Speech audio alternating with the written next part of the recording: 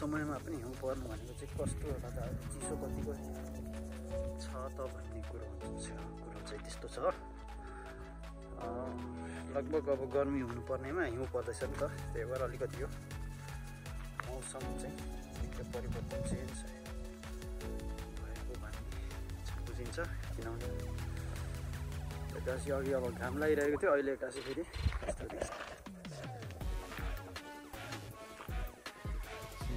हिउँ पर्न थालिसकेको छ।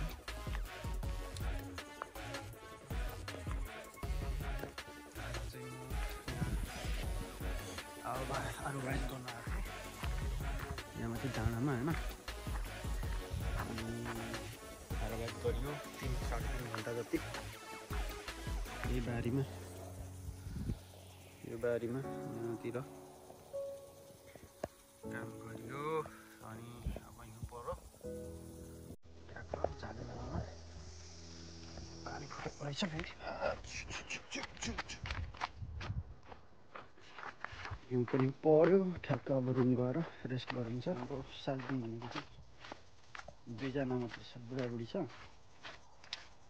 बुढो साजङ बुढो चाहिँ 74-75 कति वर्ष पुग्यो, ढाड दुखेर हुँदैन अरे, अनि काम सक्दैन।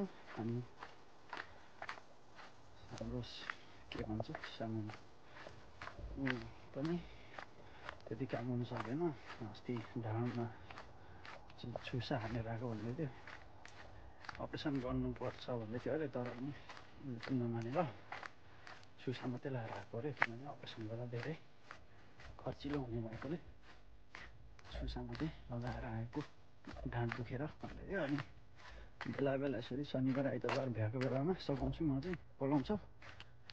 अनि यसो बारीमा यसो अलिअलि 2-3 बडा बारी छ, त्यहाँनिर यसो अलिअलि मकै हाल्छु। फेरि त्यहाँनिर केहरू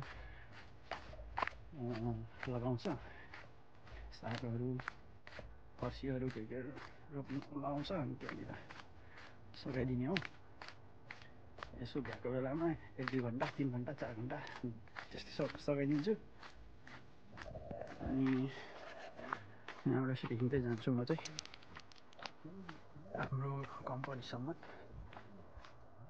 यो कम्पनीहरू छ यहाँतिर, तर यहाँ सुनसान छ यार। यो कुन कम्पनी हो थाहै छैन, कस्तो कम्पनी हो थाहै छैन। यस्तो छ डाँडामा साथीहरू। मैले चाहिँ यो कुकुरले जहिले भुक्छ मलाई, चिनेको छैन अझैसम्म मलाई, जहिले भुक्छ यो कुकुरहरूले मलाई। पैसा चाहिँ मलाई 400 दिन्छ छोरी, उमान जति 60,000 वान, कोरियनको 60,000 वान जति दिन्छ।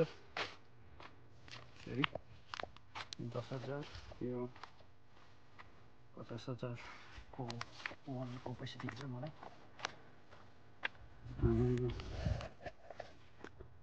अब आइज सघा भन्छ, सघाइदिए भन्छ। अनि बिस्तारलाई यसो घरमै पनि हुन्छ, आफूलाई पनि यसो खर्च हुन्छ भनेर यसरी म चाहिँ हुन्छु।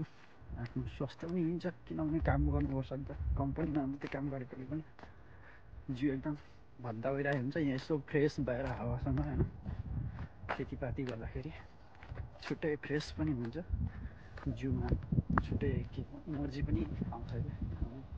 अलिकति माटोसँग खेल्दाखेरि, अलिकति बल काम गर्दाखेरिको चाहिँ छुट्टै शरीरले पनि त्यो महसुस गर्छ कि। सन्डे र त्यही भएर सटरडे 2 दिनमा 1 दिन भ्याएको बेलामा सघाइदिन्छु।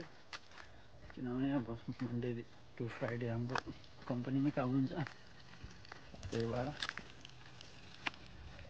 त्यस्तो छ आर्बाइट काम मेरो। हेर्नु त अब लु घाम लाग्यो कि लागेन, पानी हिउँ पर्दै घाम लाग्यो नि त। यो मौसम के भन्नु त अब, हिउँ पनि पर्दैछ, घाम लाग्दैछ। यो के खालको मौसम हो यो?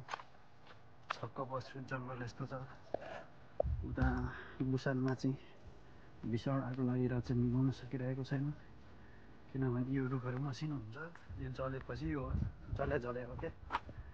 नेपालको जस्तो अर्को रुखहरू हुँदैन, मसिनो हुन्छ। यो जङ्गल पनि यस्तो सबै यो हुरहुर जान्छ। यो पातपतिमा फेरि यस्तो छ नि त, घाँस थुपेको कि वर्षको हेर्नु आगो लागेपछि रोकिने नाम निशाना छैन। त्यही भएर आगो लाग्यो भने धेरै डेन्जर हुन्छ कोरियाको जङ्गल।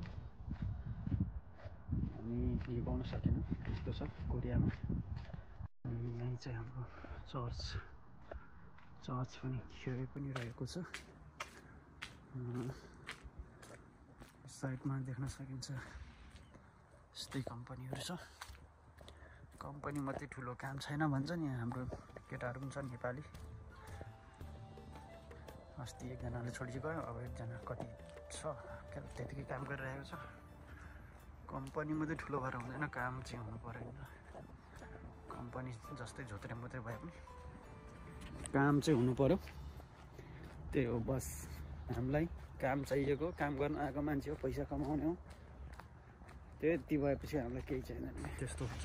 ल घाम पो टिलिले आयो, कम्पनी आइपुग्दाखेरि त घाम पो टिलिले। ल अघि काम गर्दाखेरि जाडो भएर यस्तो ज्याकेट लगाएँ मैले, थुत्थुत्थुत्थु कामेर चिसोले। किन भनेको त हिउँ पर्नलाई रहेछ, यस्तो जाडो एक्कासी भयो, किन भयो भनेको यस्तो छ। यो कम्पनी हाम्रै नजिक कम्पनी हो, हाम्रो छिमेकी कम्पनी। हाम्रो कम्पनी चाहिँ यहाँको सबैभन्दा कबाडी कम्पनी जस्तो देखिन्छ, किनभने पुरानो कम्पनी हो। यो हाम्रो खिसुक्सा बस्ने खिसुक्सा हो। यो पछाडिको निलो हाम्रो कम्पनी हो। यस्तो छ हाम्रो कम्पनी चाहिँ। यतापट्टि यो पट्टि चाहिँ हाम्रो सामुसिल, यो पारातिर राखेको उताको सामुसिल। अनि यता काम गर्ने ठाउँ यस्तो छ। हामीले झुत्रे मात्रै भए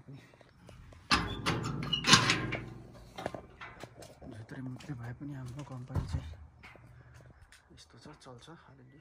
ओटी हुन्छ कति भन्दाखेरि दिनमा आधी घन्टा जति हुन्छ है। साह्रै राम्रो कम्पनी त आमाई। त्यही भएर हाम्रो केटाहरू भट्टा पनि निस्किँदैछन्। ल कम्पनी आइपुग्यो, अब रुम छिरिसकेपछि भ्लग इन्ड भयो है त ढोका। ल